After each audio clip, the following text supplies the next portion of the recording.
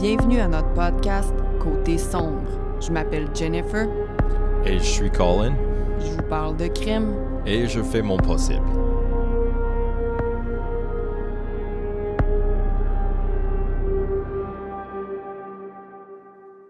Hello! Bonsoir, Jennifer. Comment allez-vous, monsieur Colin Urban? Ça va exceptionnellement bien. Merci, mademoiselle. Et vous? Ça va. J'ai fait du petit shopping aujourd'hui. Un petit shopping. Fait du bien de s'acheter des petites choses. Je me suis acheté un sac à dos neuf parce que faut toujours s'acheter des sacs à dos dans la vie. J'ai un petit problème de sac à dos. Petite note de côté, Jennifer est obsédée par des sacs à dos. Alors, nouveau sac à dos, nouvelle vie, nouvel mois, nouvelle année. Wow! Je vois la différence déjà. T'as un aura de bonheur. Je sais, j'ai tout trié. Tu sais, quand t'as un sac à dos neuf, là, tu tries toutes tes affaires. Puis là, en tout cas. Nouvelle de la semaine. Quand, là, tu sais, je vais comme parler dans le passé, présent, futur. En ce moment, on enregistre ça. Puis je viens de faire des fonds d'écran pour téléphone, OK, des fonds wallpaper. Puis ils vont être sortis au moment que cet épisode-là va être sorti. Hein? Alors, j'espère que vous les aimez autant que moi. Moi, je capote, je change de fond d'écran à chaque jour. Je sais pas lequel je vais mettre. Patreon, nos membres Patreon, vous avez accès à une vingtaine de fonds d'écran. Yeah, Jennifer s'est vraiment explorer sa créativité, puis s'est perdue un petit peu. Puis J'étais elle plus avait capable fait d'arrêter. 20 fonds d'écran. Si, c'est beaucoup. Je te jure, toutes bonnes. Souvent drôles. Il y en a peut-être un qui est moins ton préféré, mais bon, je vais laisser les gens deviner c'est lequel. Vous nous le laisserez en commentaire peut-être. Alors, les membres Patreon, vous avez accès à tous ces fonds d'écran-là gratuitement. Les autres, j'en ai mis quelques-uns gratuitement, oui, là, disponibles sur Instagram Story, que vous pouvez juste faire un screenshot. Puis sur la page Facebook, il y en a quelques-uns qui sont gratuits, mais si vous voulez avoir accès aux 20... 21 pour être précise, OK?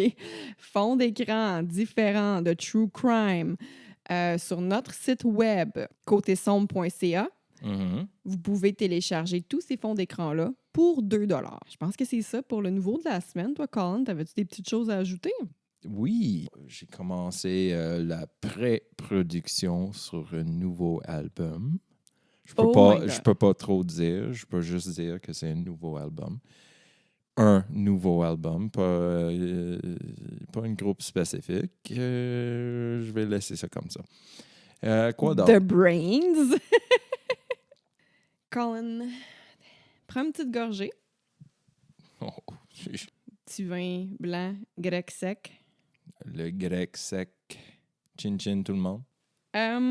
Alors, prêt, pas prêt, moi, j'y vais. Hein. OK. L'histoire d'aujourd'hui se déroule en Nouvelle-Orléans, en Louisiane. Eh boy! Eh boy, on y a été en Nouvelle-Orléans très brièvement. J'ai des drôles de souvenirs, mais bon, je vais pas me fier juste à cette visite-là. Mais j'ai des bons souvenirs ailleurs en Louisiane. Nouvelle-Orléans, on y a été très brièvement.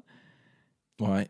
Mais ailleurs en Louisiane, en tout cas, j'ai hâte de raconter mon histoire. C'est toute une expérience. Il y a tout que des phénomènes là-bas. Oh, que oui. On va garder ça pour le Patreon, je pense. Oui, on a des histoires à raconter, nous. Alors, cette belle ville est bien connue pour ses bâtiments très colorés, sa cuisine épicée, puis pour son nightlife excentrique. Quand je pense à Mardi Gras, comme ils disent. Mardi Gras, yeah, that's right. La Nouvelle-Orléans figure parmi les villes avec le taux de criminalité le plus élevé en Amérique. Oh, que oui. C'est sketch, mes amis. Oh, boy.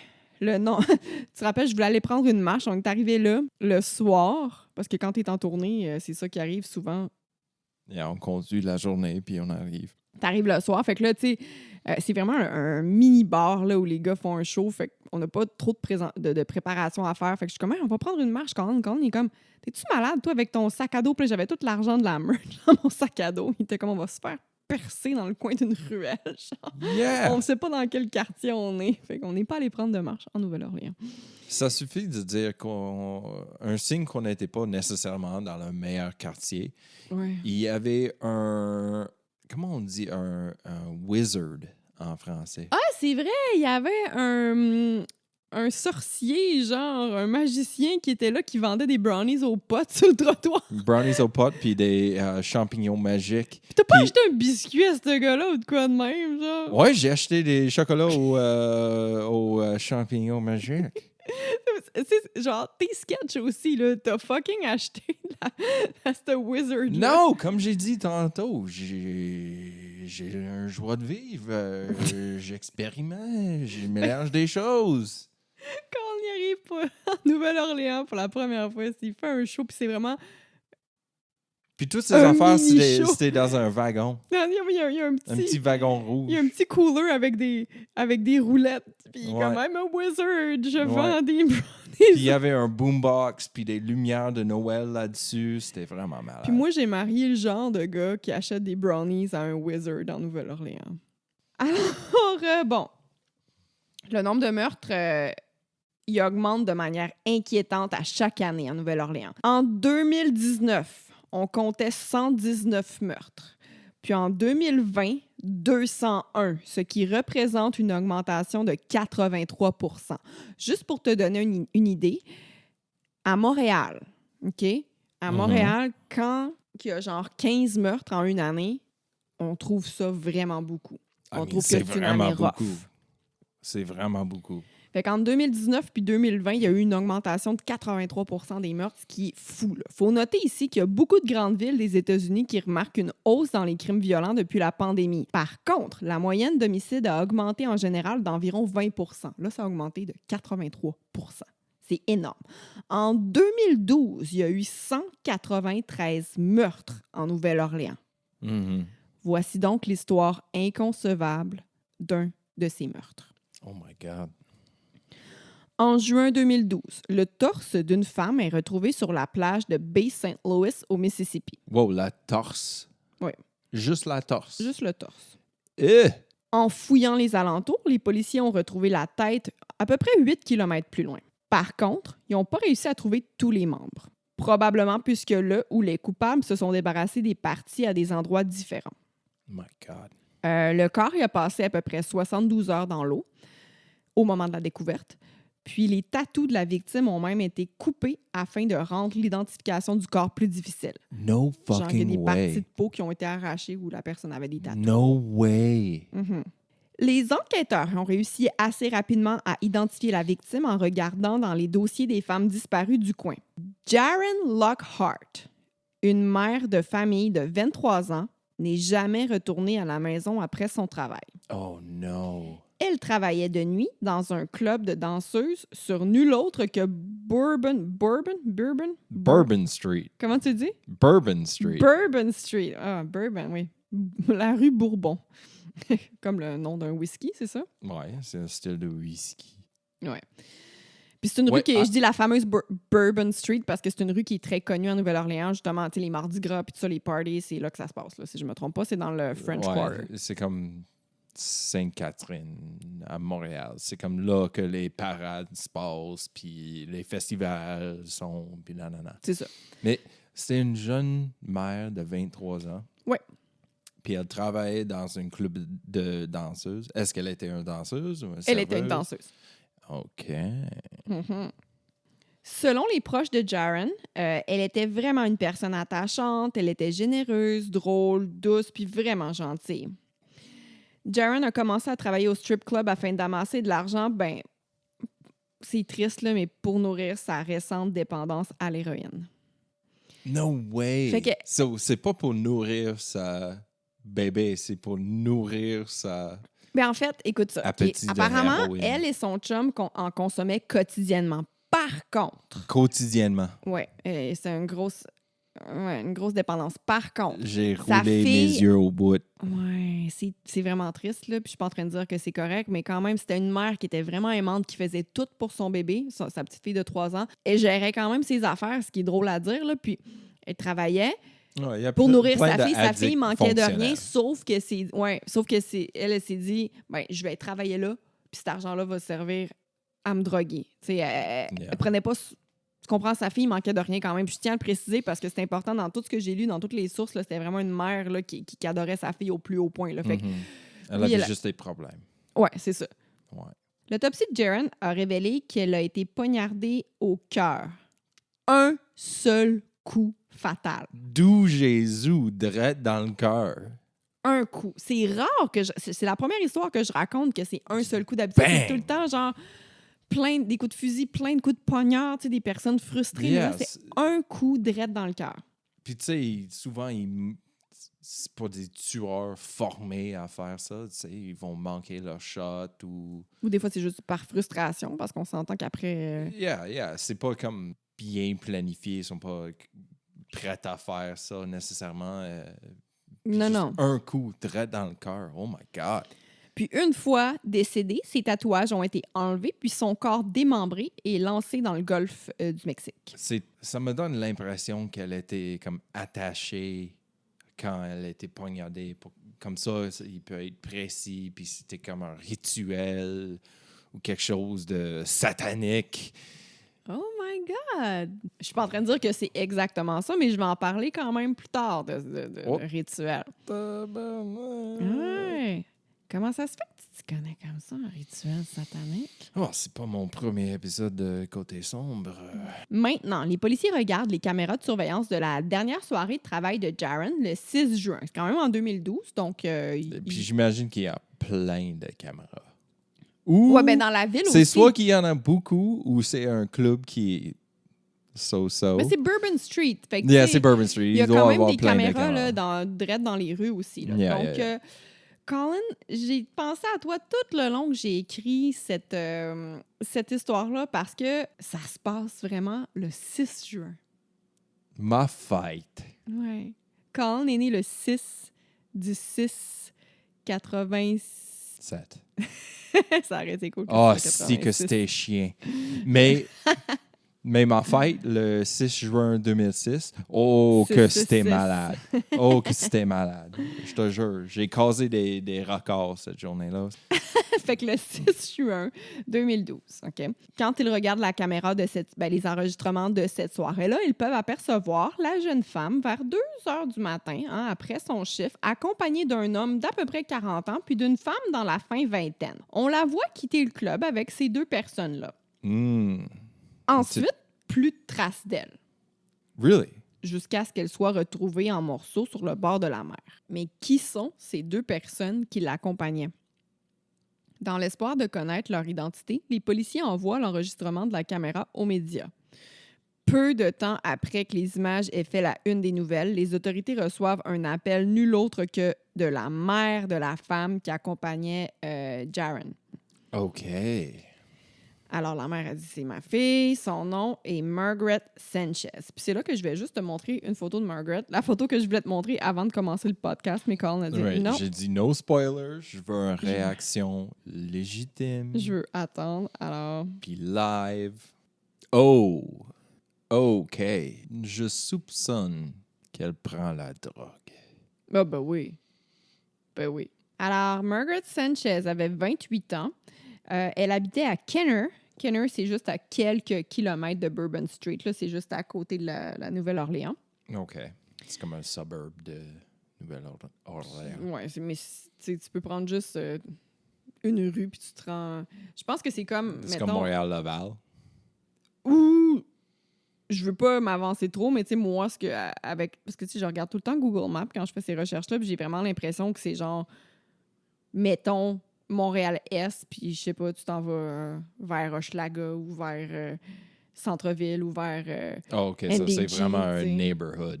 Ben, je le sais pas, mais c'est vraiment à côté. Là. OK. Fait que les policiers, sachant où la trouver, se dirigent à son appartement. Ils finissent par la localiser dans sa voiture. Puis là, il se trouve une raison comme pour l'arrêter. Le conducteur n'y avait pas signalé. Good. Fait que le conducteur, c'est le chum de Margaret, mais c'est la voiture de Margaret.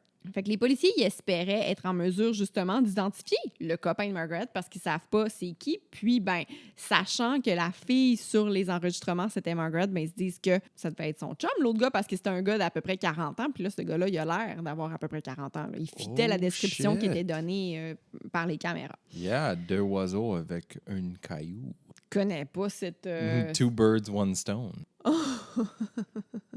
Two birds, one stone. Est-ce qu'il y a un équivalent en français? 2 pierres d'un coup. Yeah, there you go. Pendant qu'ils regardaient, tu sais, les policiers les arrêtent, puis ça, puis là, ils s'en vont dans leur voiture regarder les informations des deux sur leur ordinateur dans leur voiture.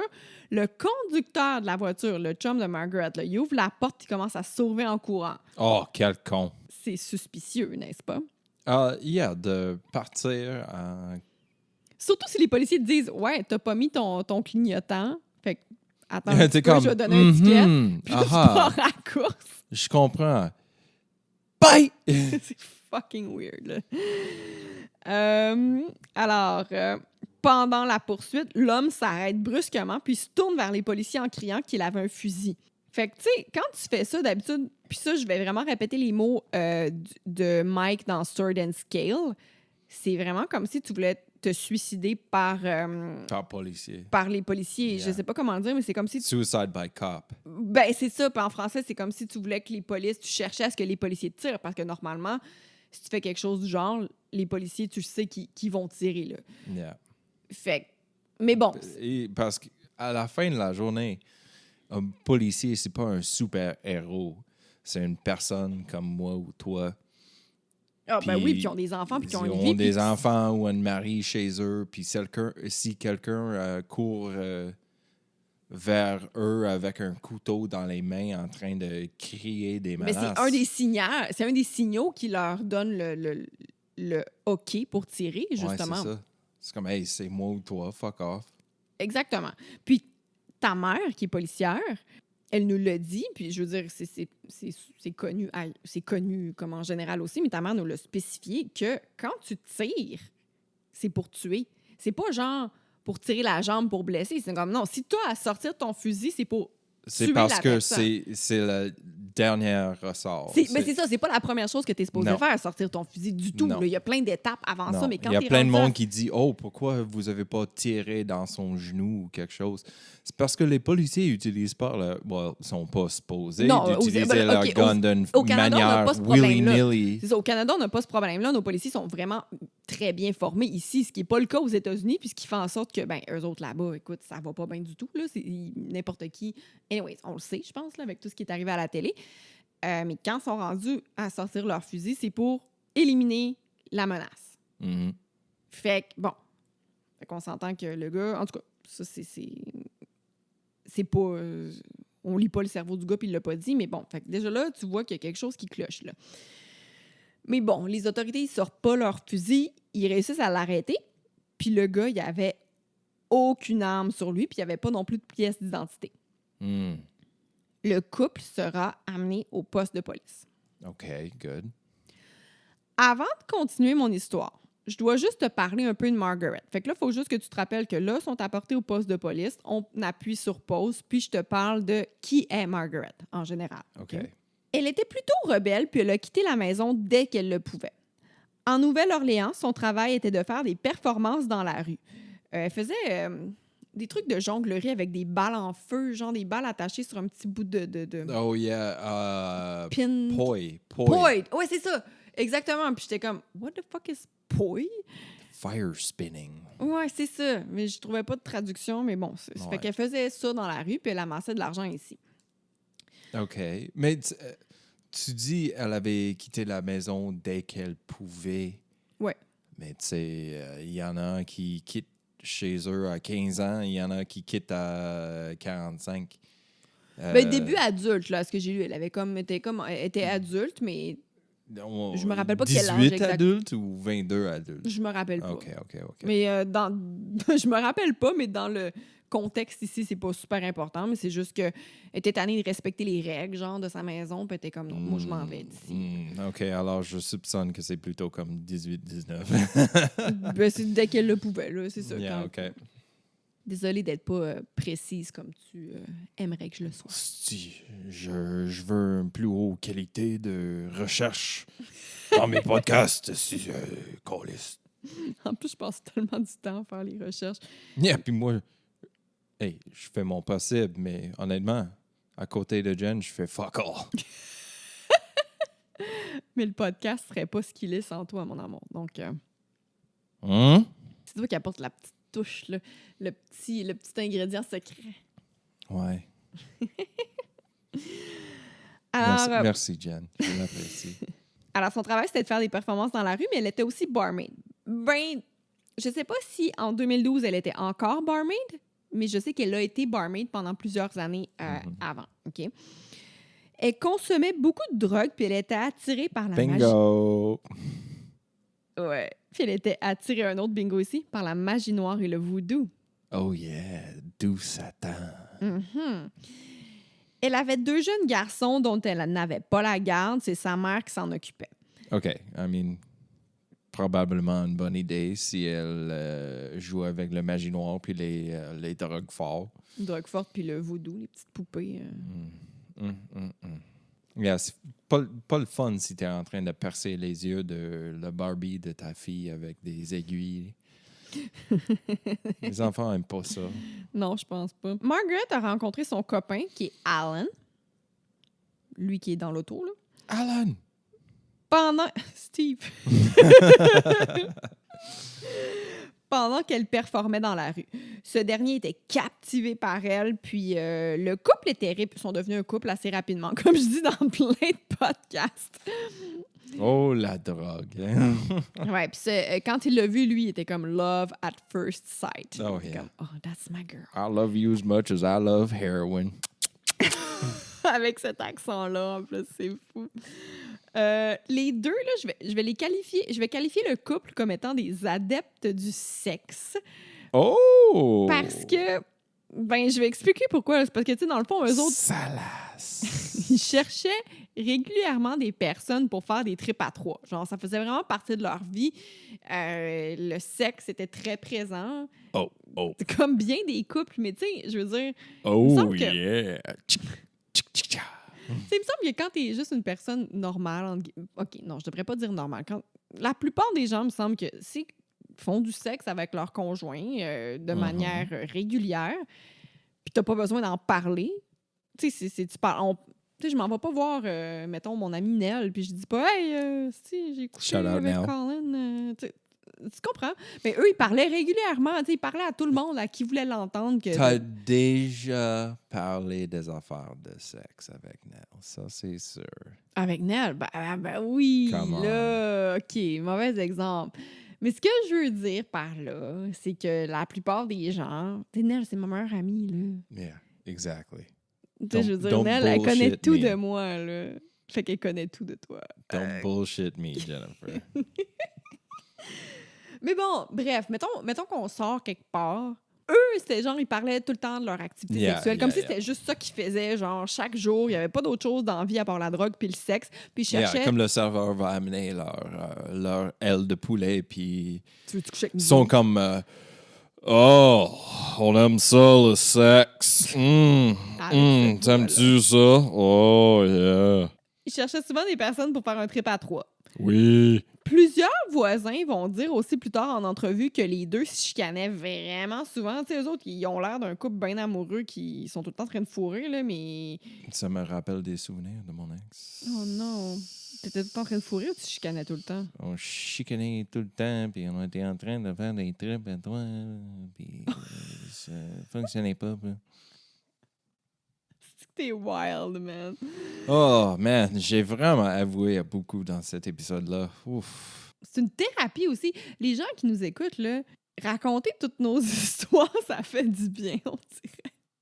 Puis c'est ça. Ça a l'air qu'ils se chicanaient régulièrement. Il y avait bien beau avoir l'air d'un couple amoureux puis tout, mais finalement, c'était pas tant ça, là. C'était des grosses chicanes, là, avec des cris puis des coups dans les murs. Genre, les voisins étaient pas là, mais je te raconte ce qu'eux, ils entendaient.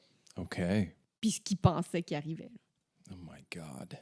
Fait que là, la petite parenthèse est terminée. Je t'ai parlé de Margaret puis sa vie. On retourne maintenant au poste de police. Les deux se sont fait arrêter puis sont au poste.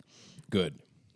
sont placés dans des salles différentes. D'un Good. côté, ils tentent de trouver l'identité réelle de l'homme, parce qu'il n'y a pas de carte d'identité sur lui. Là. Puis Margaret a bien beau leur dire qu'il s'appelle Alan. Alan qui, tu sais. Alan Steve. Alan Steve. Puis avec Margaret, il la questionne immédiatement à propos de la soirée où Jaron est disparu. Margaret dit qu'elle est bel et bien sortie avec Alan puisque les deux désiraient parler avec son ancien boss. OK. OK, écoute bien ça. Il dit, ben oui, on voulait parler avec son ancien boss sur Bourbon Street, puis cette dernière désirait adopter le chien de Margaret puis d'Alan. Margaret s'est occupée d'un bébé chien qui avait le parvovirus canin. Cette maladie peut être mortelle chez le chien. Oh yeah. Elle était très attachée à sa petite bête, mais puisque son propriétaire n'acceptait pas les animaux, elle devait s'en débarrasser rapidement. Fait qu'elle a dit que son excuse pourquoi elle est sortie, c'est parce qu'elle voulait voir le propriétaire, pas le propriétaire, l'ancien boss de Alan, parce qu'elle aurait voulu adopter le chien avec le parvovirus. Right. Pour ce qui est de Alan, En guillemets. En guillemets. OK. les policiers découvrent maintenant son identité. Il s'appelait... Steve. Ah, c'est que ça serait le fun. Oh, ça serait le fun. Mais il s'appelle plutôt Terry Speaks. Terry speaks. What does Terry speak about? Comme il se doute que Margaret ment à propos de sa sortie au club de Jaron Lockhart, les enquêteurs tentent de la rendre fâchée contre Alan afin qu'elle fasse des aveux. Du moins, au moins qu'elle mette le blâme sur son dos à lui. Ils veulent qu'elle dise un semblant de vérité. Ils veulent entendre quelque chose qui a rapport avec le meurtre, finalement. C'est quoi le lien entre eux et Jaron? Right. Parce qu'eux, ils l'ont vu sortir du bar avec Jaron sur la caméra. Mais Ouais, elle c'est dit, ça. non, là, ça n'a pas rapport. Puis c'est la dernière fois qu'elle a été vue Ouais, comme puis là, nulle part, là. tu sais, ils demandent à Margaret, c'est quoi le nom de ton chum? Elle dit Alan, puis ça, puis ils disent, ton chum s'appelle pas Alan, il s'appelle Terry Speaks. Puis en même temps, c'est même pas son chum, c'est son mari. Les deux se sont mariés, là, full rapidement, mais ils sont mariés, OK? OK. Ton mari, il s'appelle Terry Speaks, puis on le garde en prison parce qu'il y a un mandat d'arrestation contre lui en Caroline du Nord. Puis ça, elle en avait aucune idée, OK? I mean, moi, ça me surprise pas, mais... Toi, ça te surprise pas. surprend pas. Ah, bravo! Yeah!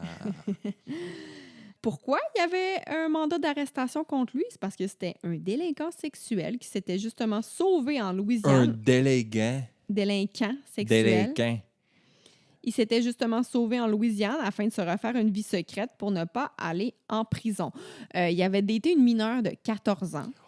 Sale bâtard. Puis il s'est fait prendre, mais lui, il dit « Je savais pas, il avait quel âge. » Alors bon, là, je prends encore une pause de l'interrogation, puis je recule en 2006. OK, là, on est en 2012. Les deux viennent de se faire arrêter. Margaret vient de se faire dire que son mari ne s'appelle pas Alan du tout, il s'appelle Terry Speaks, puis qu'ils vont le garder en prison parce que c'est un délinquant sexuel. Elle n'en avait aucune idée de ça. Là, je prends une pause de ça, puis je te raconte quelque chose qui est arrivé en 2006, soit 6 ans plus tôt. C'est comme un film de Quentin Tarantino. Ah, je sais, je pensais... Oh. Je pensais à ça en écrivant. J'étais comme, oh my God, Jennifer, c'est une directrice de podcast. Am I Tarantino? Whoa. Is it me? Am I a genius? Yeah! Fait qu'on retourne en 2006. Le 17 octobre, les policiers ont été appelés dans un hôtel situé près de Bourbon Street. Le corps de Zachary Bowen, puis là, j'aurais pu faire une histoire complète sur ce cas-là, mais bon. Oh my God. Le corps de Zachary Bowen a été trouvé sur le toit du garage de l'hôtel Omni. Omni Hotel. Il a soit sauté par lui-même, ce qui est très possible, ou qu'il s'est fait pousser. Mm. En fouillant dans ses poches, les enquêteurs trouvent une feuille sur laquelle on pouvait lire ceci. « Ma mort n'est pas accidentelle. J'ai dû m'enlever la vie pour payer pour celle que j'ai prise. Si vous envoyez les urgences au 826 North Rampart Street, vous trouverez le corps démembré de ma copine Addie dans le four. Jesus Christ, dans le four. Sur les ronds de poêle, puis dans le frigo. Holy shit. Vous trouverez aussi une lettre d'aveu que j'ai signée. Addie et Zach, c'était des bartenders sur Bourbon Street, puis Addie, c'était la meilleure amie de Margaret Sanchez. Oh, this bitch.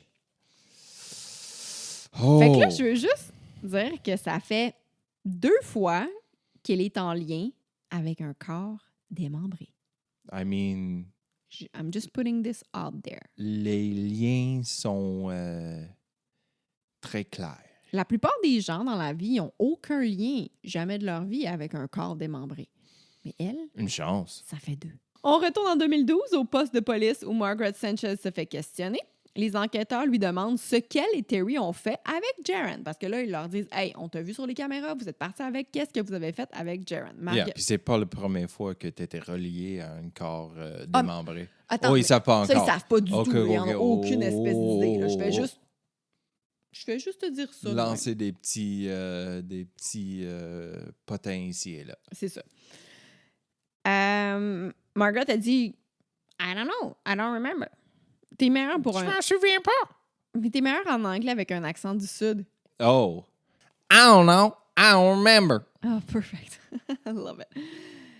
Ils lui disent qu'ils savent qu'elle est partie avec la jeune fille puisqu'ils l'ont vue sur les caméras de surveillance, puis ils lui disent ça à plusieurs reprises. Puis ils lui disent aussi que cette même jeune femme s'est fait tuer cette soirée-là et qu'elle et Terry, entre parenthèses Alan, seraient fort certainement les derniers à l'avoir vue vivante. Encore une fois, elle dit qu'elle ne se rappelle pas avoir passé du temps avec Jaren. Et là, elle dit qu'elle se sentait tellement mal pour la famille de Jaren puisque elle comprend la douleur qu'ils vivent. Hein? Elle leur annonce justement que sa meilleure amie, Addie Hall, s'est fait tuer et découper en morceaux quelques années auparavant. Les policiers, là, à ce stade-là, comme je viens de te dire, ils n'en avaient aucune idée qu'elle était reliée à cette histoire-là. My God. Bon. En continuant de regarder les caméras de surveillance de la ville, les policiers aperçoivent la voiture de Margaret au Mississippi, hein, là où le corps de Jaren Lockhart a été lancé dans l'eau. Par contre, encore une fois, Margaret continue de nier. Elle dit ne pas être allée au Mississippi. Puis comme les policiers manquaient de preuves, ils n'ont pas d'autre choix que de la laisser partir. Nier, c'est deny? Yeah. OK. C'est vraiment drôle parce que depuis le premier podcast que tu me demandes, ça veut dire quoi nier? Parce que je suis toujours en train de dire donner. Ah, OK. Ouais, Où il y avait Denis. Non, nier. Nier. Pas grave, tu peux me le demander à chaque podcast. Hey, je fais mon possible. J'apprends un peu par peu. T'es bon. Merci à tout le monde qui me donne des props, qui m'encourage parce que j'essaye. T'essayes, puis ton accent est adorable. Hein. Oh, merci. Fait qu'il laisse partir Margaret, mais il garde Terry pour ses offenses précédentes qui n'ont aucun lien avec ce meurtre-là, le meurtre de Jaren Lockhart. Ça n'a aucun lien, c'est vraiment avec son mandat d'arrestation pour délinquance sexuelle. OK. Il purge sa peine à New York. Fait que là, l'histoire se passe en Nouvelle-Orléans, mais sa peine, il la purge à New York, dans une autre ville. Parce que j'imagine que c'est là que ça s'est passé. Mm-hmm. Les deux continuent de communiquer par courriel et par téléphone. Évidemment que Margaret est furieuse contre Terry.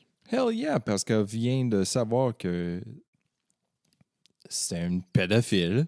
Que c'est un pédophile, que c'est même pas son vrai nom, que tout ce qu'il avait raconté... So, elle n'était pas en train de couvrir pour Terry. Elle pensait vraiment que c'était Alan. Oh oui, non, elle n'était pas en train de couvrir pour lui du tout, là. Yo, Terry.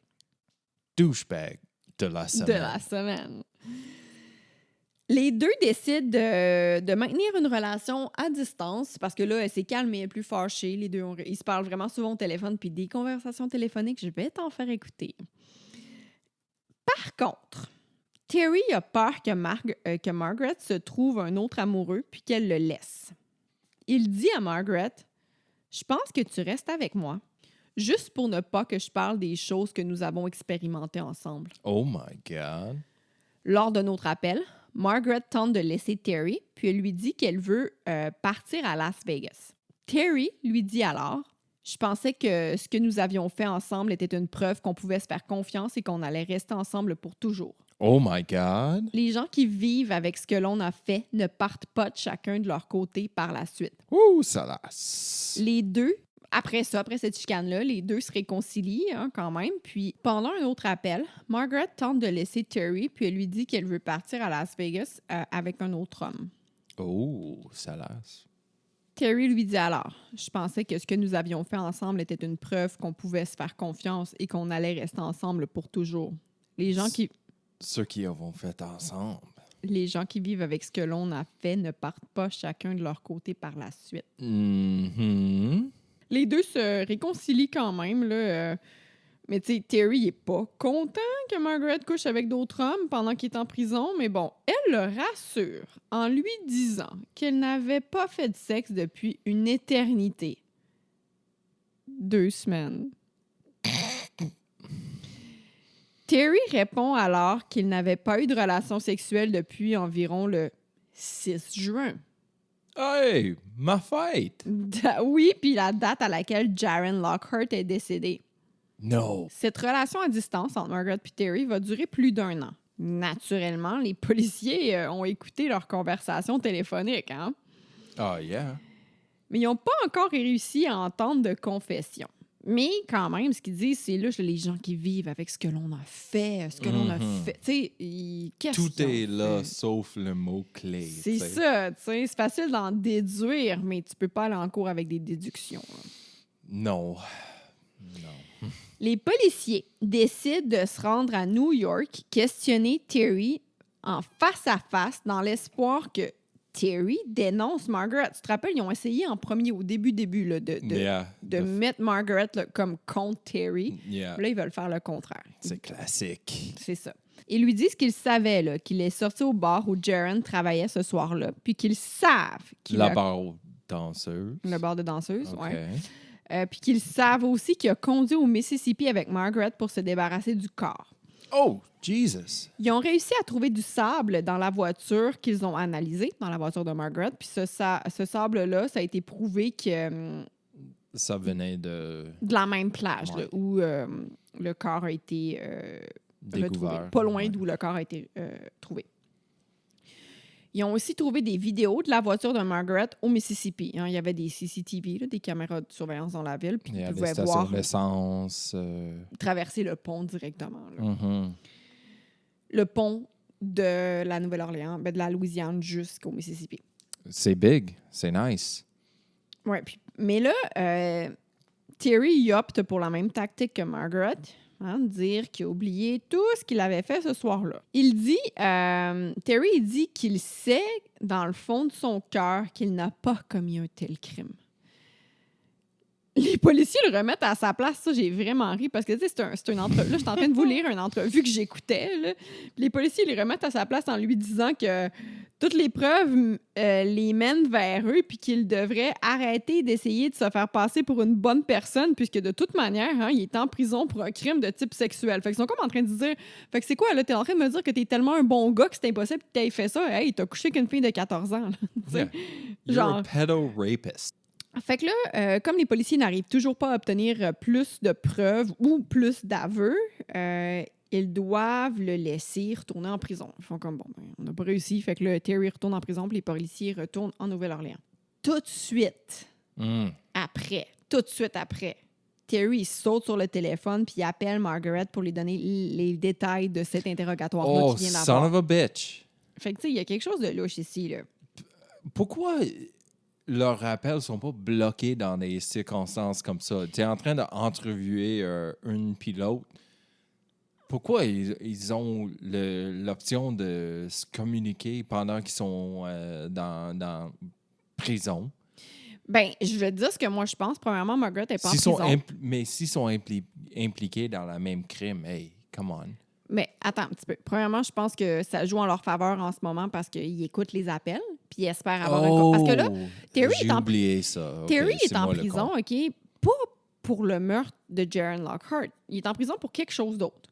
Puis Margaret n'est pas en prison. Elle a vit sa vie, là, normalement. Là, elle est chez eux. Elle veut déménager à Vegas. Elle fait plein d'affaires parce que ils n'ont rien pour l'incriminer, ils n'ont rien pour l'arrêter, ils ne peuvent pas l'arrêter. Mais je soupçonne qu'il va la contacter pour discuter des affaires louches. Non, ils n'arrêtent pas. Ils vont voir Margaret, ils vont voir Terry. Eux sont en train d'enquêter ce meurtre-là, puis ils ont... Mais non, j'ai dit que je pense que Terry va contacter Margaret pour une discussion des affaires louches. On est rendu en décembre 2013, quelques mois avant que Terry ait terminé sa peine. Okay? Il est sur le bord d'avoir fini sa peine là, pour délinquance sexuelle. Mm-hmm. Margaret, elle lui annonce au téléphone, en pleurant au téléphone, qu'elle avait rencontré un homme et qu'elle allait se marier. Ouh là là. Ce à quoi Terry répond.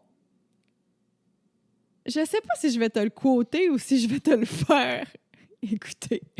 Je vais te le dire, puis après ça, je vais te le faire écouter, OK? Terry lui dit « You're married to me, you fucking asshole, honey! » Il y a juste le honey à la fin pour comme sucrer le message un petit peu. Il lui dit « Est-ce qu'il connaît tout à propos de toi? Hein? Est-ce qu'il connaît tout ce qui s'est passé? » Clin d'œil. Mm-hmm. Fait que là, je vais te faire écouter l'appel téléphonique, puis tu nous diras ce que tu en penses par la suite. OK. Alors, je sais que immédiatement, les deux sont pas les crayons le plus aiguisés dans le kit. Fucking asshole, honey. C'est très intéressant comme nom. Fucking asshole, honey.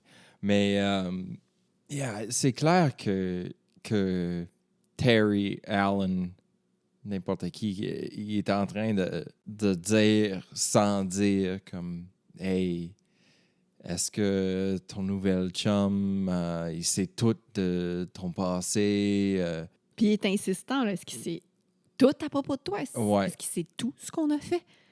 Ouais, tu peux pas fier à personne. Ça peut être quelqu'un envoyé par... La police, ouais. par eux.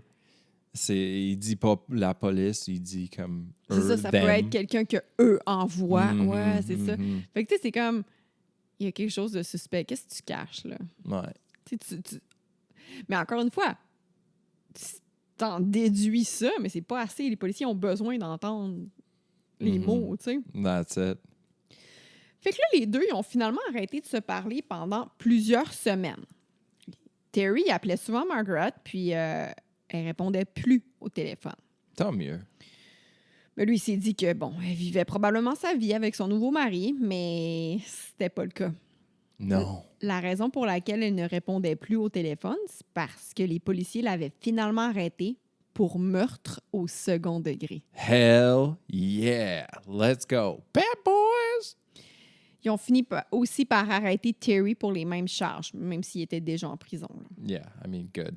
Quand Margaret lui a annoncé qu'elle allait marier un autre homme, Terry était tellement... Tu sais, dans l'appel téléphonique, là, Terry était tellement furieux qu'il lui a envoyé des courriels contenant des informations précieuses pour les policiers.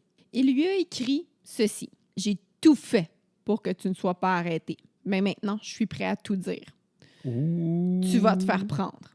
Ouh. Tu sais ce que nous avons fait ensemble. Ouh. J'ai tout fait pour nettoyer les dégâts qu'on a fait ensemble. Tu te rappelles quand tu es allé travailler et que j'ai fait le grand ménage? Ben, j'ai gardé quelques objets, juste au cas où...